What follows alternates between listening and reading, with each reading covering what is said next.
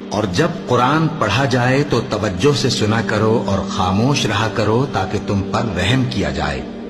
और अपने परवरदिगार को दिल ही दिल में आजिजी और खौफ से और पस्त आवाज से सुबह शाम याद करते रहो और देखना गाफिल ना होना।